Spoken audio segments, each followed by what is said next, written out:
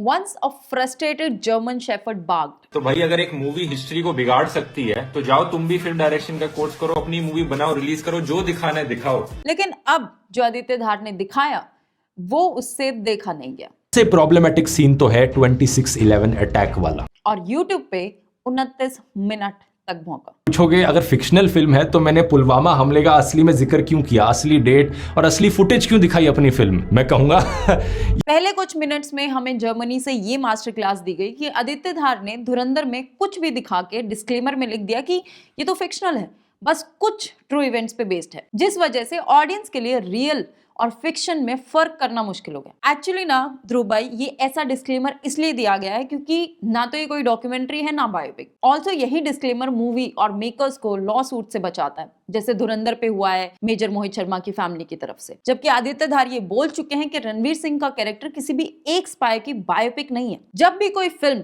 Real operations या real life story पे based ना होके उससे इंस्पायर्ड होती है तो उसका सीधा सा मतलब है कि इन इवेंट्स को क्रिएटिव लिबर्टी लेते हुए ड्रामेटाइज किया जाएगा। It may come as a shock to you, but ऐसा करने वाली धुरंधर ना तो पहली फिल्म है ना आखिरी। Kesari, LOC Kargil, Uri, Raazi, Bhagat Singh, The Attacks of 26/11, Border, Parmanu, Black Friday, Chak De India और अब Dhurandhar. Hollywood film like Argo और जीरो डार्क 30 ने भी रियल CIA ऑपरेशंस को ऐसे डिस्क्लेमर के साथ ही फिक्शनलाइज किया है। राठी भाई, तुम्हारा इश्यू थोड़ा सिलेक्टिव है।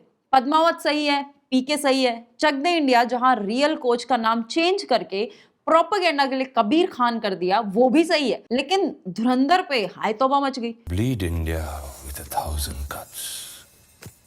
टू बी ऑनेस्ट, ध्रुव ने वीडियो कोई सीरियस क्वेश्चंस रेज करने के लिए नहीं बनाया था। उसने ये इस ओवर कॉन्फिडेंस में बनाई है कि उसका एक वीडियो धुरंधर की बुकिंग्स बंद कर देगा। उसका ये भी मानना है कि फिल्म कितनी ही अच्छी क्यों ना हो, लेकिन आखिर में है तो प्रोपेगेंडा ही। 5 साल पहले ध्रुव को नेटफ्लिक्स ने खरीद के गैंग्स ऑफ वासेपुर का प्रमोशन करवा के उसे कल्ट क्लासिक घोषित करवाया था, लेकिन इस बार नेटफ्लिक्स उसको खरीदने में थोड़ा लेट हो गया। रामाधीर को मारने के लिए 3 पीढ़ियां और 5.5 घंटे लग गए। गैंग्स ऑफ वासेपुर का रॉ वायलेंस एंटरटेनमेंट और धुरंधर का वायलेंस लस्ट फॉर मनी। इसके बाद अगले 10 मिनट सर ने हमें बताया कि प्राइम मिनिस्टर मोदी हिटलर है और आदित्य धार जो प्रो बीजेपी फिल्म बना रहे हैं वो है लेनी राइफेनस्टॉल, जो हिटलर के फेवर में मूवीज बनाती थी। उसकी मेंशन की हुई ट्रायम्फ ऑफ विल एक ऐसी डॉक्यूमेंट्री है जो डायरेक्टली नाजी पार्टी कांग्रेस को ग्लोरीफाई करती थी। It wasn't the first propaganda film, but it was a huge leap in the scale and scope of cinema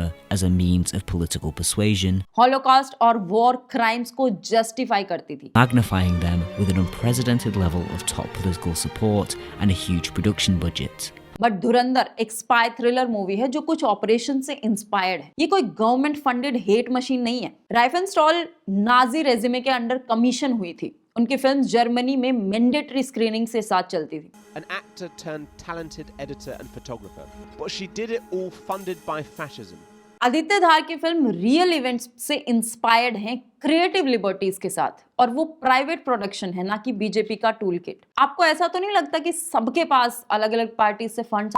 The people who made this film reached out to me after this incident and asked if I would like to release it on my YouTube channel. Critic Susan Sontag का जो fascinating fascism ऐसे है वो उन्होंने राइफेनस्टॉल के post war denial पे लिखा था। Because she always denied, she said we couldn't know how this is going to end. ना कि बिफोर हैंड फिल्म मेकर्स को लेबल करने के लिए। नेक्स्ट पॉइंट में उन्होंने ऑडियंस या इंडियन फीलिंग्स को झंझोड़ते हुए पूछा कि देश की इंटेलिजेंस एजेंसीज क्रिमिनल्स को हायर करती हैं। टू बी ऑनेस्ट, जितना वर्ड प्ले राठी भाई ने अपने चैप्टर टाइटल्स में किया है उसके आगे देशभक्त जैसा हैवी वर्ड बहुत छोटा है। एनीवेज, रॉ को कई रिपोर्ट्स में क्रिमिनल्स या गैंगस्टर्स को स्पाइज, इन्फॉर्मेंट्स बनाने या उनके नेटवर्क्स यूज करने का इल्जाम लगा है। ये वर्ल्ड वाइड इंटेलिजेंस में एक कॉमन टेक्टिक मानी जाती है, end of course you know it. लेकिन आपको तो 4 अच्छे कमेंट्स के लिए बस देशभक्ति वाला एंगल खेलना था। जिन अननोन गनमैन को धुरंधर हाईलाइट करती है वो एक्चुअली पाकिस्तान में एग्जिस्ट करते थे।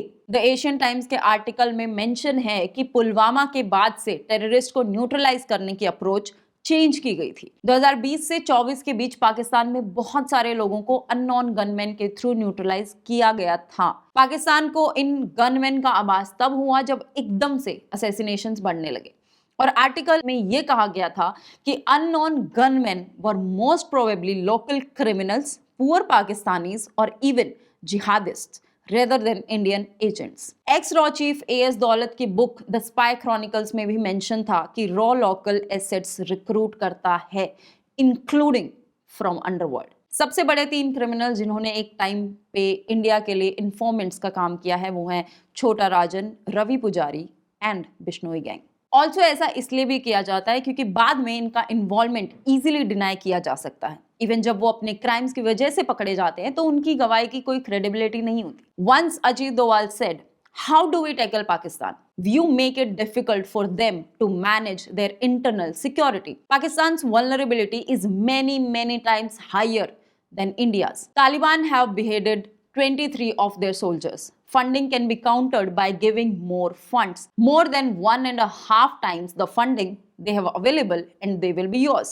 The Taliban are mercenaries. Go for more of a covert thing. उसने वही दिखा दिया जो पाकिस्तान ने भारत पर कई बार इल्जाम लगाया है। पाकिस्तान ने इंडिया पे सिर्फ स्पाइस भेजने का ही नहीं बल्कि बहुत सारे इल्जाम लगाए हैं।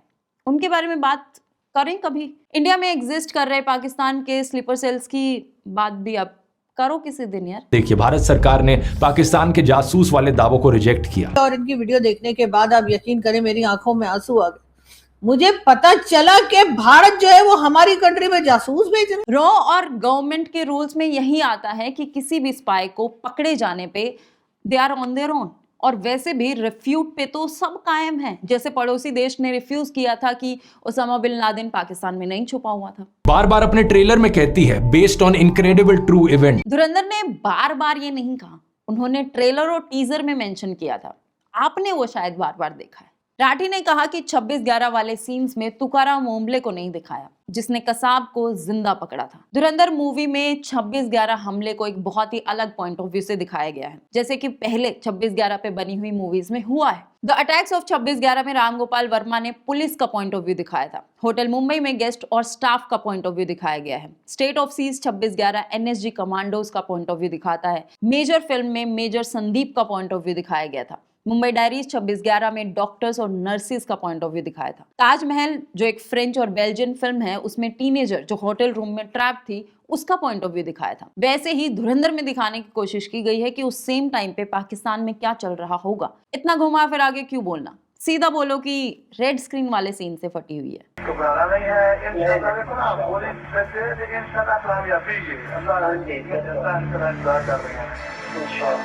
अब रहमान डकैत के असैसिनेशन की बात करें तो आपके हिसाब से शायद इंडियन ऑडियंस गंवार हो सकती है, तो अब क्या फैक्ट है और क्या फिक्शन? लेकिन मेरे हिसाब से लोगों को मूवी में फैक्ट और फिक्शन में फर्क समझ आ रहा था। जिनको नहीं आया वो मे बी आपकी ऑडियंस होगी। हमें भी पता है कि धुरंधर के क्लाइमेक्स को ड्रामेटाइज किया गया है, वरना धुरंधर आपकी बवंडर की तरह बोरिंग नहीं हो जाती। ये फिल्म असल में फिक्शनल फिल्म है लेकिन इंस्पायर्ड फ्रॉम रियल इवेंट्स है। ध्रुव सर के एजेंडा में फिट होने वाली मूवीज जैसे भाग मिल्खा भाग जो रियल इवेंट्स से इंस्पायर्ड है, उनमें जब ड्रामा ऐड किया जाता है तो वो एंटरटेनमेंट है। लेकिन वही काम, वही लिबर्टी अगर आदित्य धार ने ले ली तो प्रोपेगेंडा बन गई। माथे पर जुल्फे छाई हुई हैं। उनकी वीडियो के काफी पॉइंट्स में मुझे ये कंफ्यूजन हुआ कि क्या उसने भी सेम मूवी देखी है जो हम सब ने देखी है। सकते हैं कि मनमोहन सिंह की सरकार गद्दार थी। मूवी में मनमोहन सिंह गवर्नमेंट को incompetent to some extent portray किया गया है, but no one has said that Manmohan Singh was a traitor. धर बीजेपी के तलवे चाटने में इतना खो गया कि आदित्य धार किसके तलवे चाटते हैं उस पे आप से सुनने की जरूरत पड़ गई है। अब आप भूल गए अपनी पेड इंटर्नशिप्स या पेड कोलैबोरेशंस। बार बार ध्रुव की वीडियो में उसने कहा कि बिना प्रूफ के ऐसे, बिना प्रूफ के वैसे। आपने अपनी ईवीएम मशीन वाला वीडियो प्राइवेट कर दिया सुना। आदित्य धार के प्रोपेगेंडा और फिल्म टेक्निक को अलग अलग करके नहीं देखा जा सकता। अगर आदित्य धार की फिल्म मेकिंग और प्रोपेगेंडा एक ही बात है तो ये तो हम आपकी फेवरेट पेट्रियोटिक मूवीज के लिए भी बोल सकते हैं। इवन दो ये उस वीडियो का सबसे वाहियात पॉइंट था, बट देन आपका पूरा वीडियो ही वाहियात पॉइंटर्स जोड़ के बनाया गया है और इसीलिए आपको कमेंट्स लिमिटेड करने पड़ गए ताकि सिर्फ आपकी ही ऑडियंस कमेंट कर सके। बाबू डकैत, रहमान डकैत, उजैर। आदित्य ने अपनी मूवी में 4 टेररिस्ट के असली नाम क्या मेंशन कर दिए, मतलब आग लगी पड़ी है सबके अंदर। बात करें अगर अजय सान्याल के कैरेक्टर की, तो जब एक सरकार ना इंटेल पे काम करती है ना मल्टीपल टेरर अटैक्स का कोई जवाब देती है तो किसी पॉइंट पे इंटेलिजेंस का भी फ्रस्ट्रेटेड होना बनता है। मल्टीपल टेरर अटैक्स के बाद भी पास्ट गवर्नमेंट टेरर पे सॉफ्ट होने के लिए जानी जाती है। UAPA, NIA, नेट ग्रिड, ये सब इन्वेस्टिगेटिंग एजेंसीज बनाने का क्या फायदा जब आपको इंटेल पे काम ही नहीं करना। 26/11 के टाइम पुलिस के पास सही हथियार और बुलेट प्रूफ जैकेट्स तक नहीं थे लड़ने के लिए, जबकि उससे पहले काफी मेजर टेरर अटैक्स हो चुके थे। सेम बीजेपी के टाइम भी काफी इंटेल मिस या इग्नोर हुए हैं। तो एक्चुअली व्हाट्स द पॉइंट? जब सरकार बैठ के फ्री की तनख्वाह खा सकती है तो अजय सान्याल क्यों नहीं? फिल्म में दिखाया जाता है कि इंटेलिजेंस ऑफिसर को पता चलता है कि भारत पर अटैक होने वाला है, लेकिन उसने सोचा कि यह सरकार तो गद्दार है, इसलिए छोड़ो, क्या ही कुछ करना।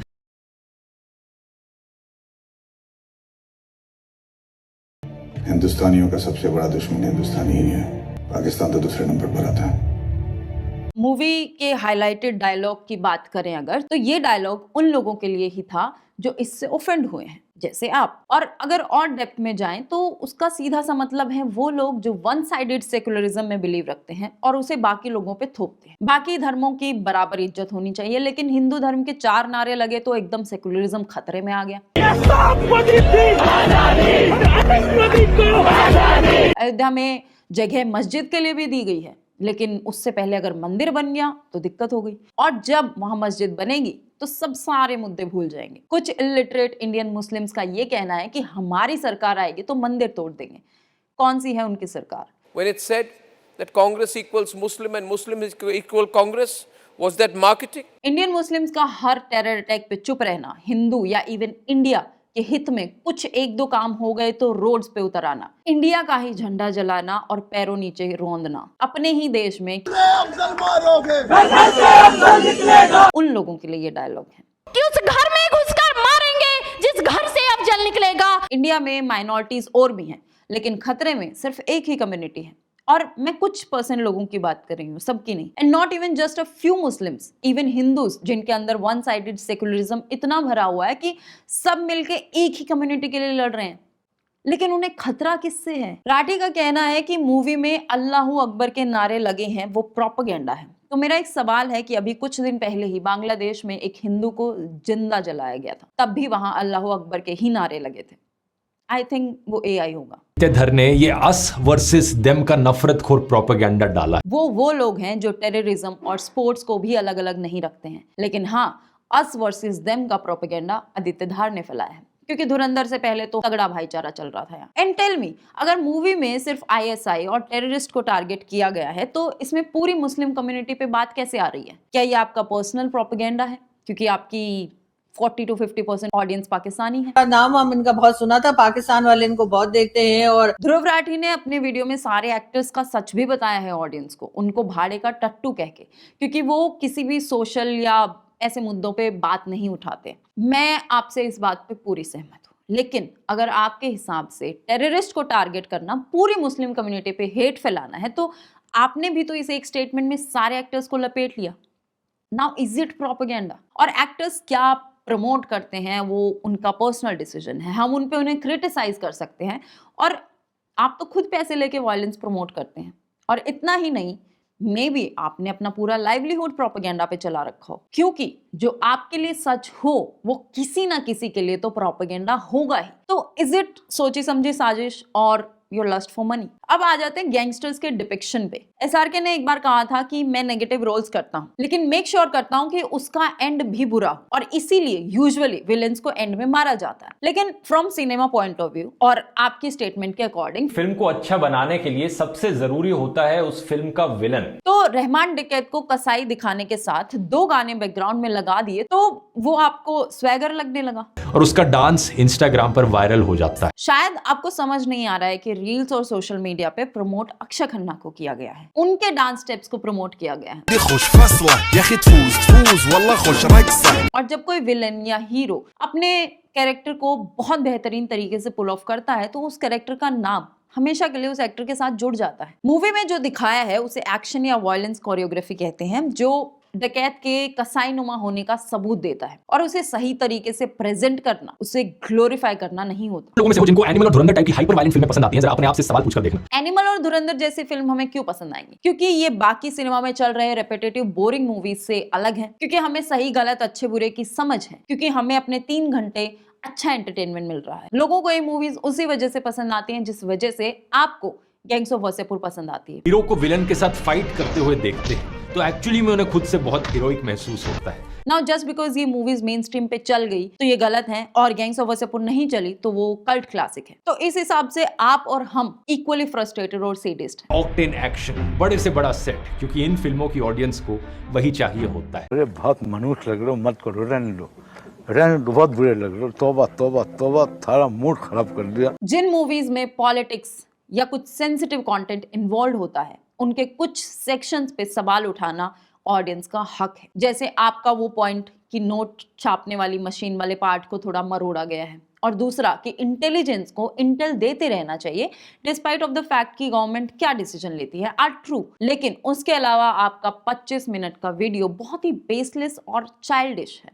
वो घर में आधी ही देख पाई, इसलिए कि पूरी तो मुझसे सही नहीं जा रही थी। तो even little kids, I mean आपकी ऑडियंस तक जानती हैं कि सिर्फ इंडिया ही नहीं बल्कि हर देश की गवर्नमेंट ने स्पाइस एक्यूजेशंस को हमेशा रिफ्यूज ही किया है। आपका वीडियो हिटलर एरा तक तो गया, लेकिन फिर भी ये नहीं बता पाया कि धुरंधर प्रोपेगेंडा मूवी कैसे है। आदित्य धर जैसे लोग फिल्म मेकिंग और आर्ट के नाम पर धब्बा है, क्योंकि आर्ट का काम होता है लोगों को सेंसिटाइज करना, okay, but true sensitization comes from tough topics. लेकिन आर्ट का और भी बहुत काम होता है, जैसे आर्ट अपनी फीलिंग्स बताने का एक जरिया हो सकता है, आर्ट रियलिटी दिखा के उस पर सवाल उठाना हो सकता है, आर्ट किसी का पर्सपेक्टिव चेंज कर सकता है, आर्ट किसी को कंफर्ट और एस्केप दे सकता है, आर्ट हिस्ट्री और कल्चर को जिंदा रखता है। आर्ट लोगों को सिर्फ एंटरटेन नहीं करता, वो उन्हें सोचना, महसूस करना और सवाल करना सिखाता है। तो आप अपने आर्ट को लिमिटेड रखें, दूसरों के आर्ट को नहीं। अपने ही देश का मजाक उड़वाते हैं। अगर धुरंधर इन एनी वे इंडिया का मजाक उड़ा रही है तो इंडियंस पागल हैं जो दिन रात शोज बुक करके अपने देश का मजाक उड़ते हुए देखने जा रहे हैं। ये 29 मिनट का वीडियो एक मास्टर क्लास है